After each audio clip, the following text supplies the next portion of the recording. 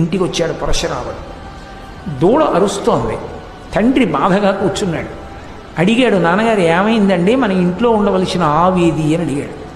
కార్తవీర్యార్జునుడు వచ్చాడురా, నేను ఆతిథ్యం ఇచ్చాను, ఆతిథ్యం అంతా తీసుకుని చెప్పను కూడా చెప్పలేదురా, ఆవును తోలుకు రండిని దూడను విడిచిపెట్టి ఆవుని ఎత్తుకుపోయాడు రా అన్నాడు. అంత పని చేస్తాడా నాన్నగారు, చెప్తానుండండి అని వెంటనే తన పరశువు తీసి భుజాన వేసుకుని పరిగెత్తాడు. ఆ కార్తవీర్యార్జునుడు తన సైన్యంతో వెళ్ళిపోతున్నటువంటి పట్టణం దగ్గరికి వెళ్ళాడు. ఆయన చుట్టూ అనేక మంది రాజులు ఉన్నారు. ఆయన చూశాడు.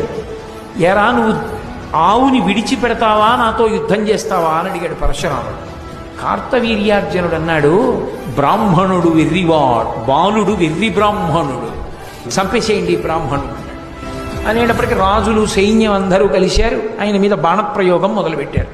ఆయన వెంటనే ఆయనలో ఉన్నటువంటి శివకేశవుల యొక్క ఆవేశం బయటికి వచ్చి తన ఒక్క పరశువుతోటి ఆయన ధనుష్టంకారం చేసి బాణ పరంపరలతోటి ఈ మొత్తం సైన్యాన్ని పడగొట్టి ఒక్క దూకి తన యొక్క పరశువుతో కార్తవీర్యార్జునుడి 1000 చేతులు నరికేశాడు.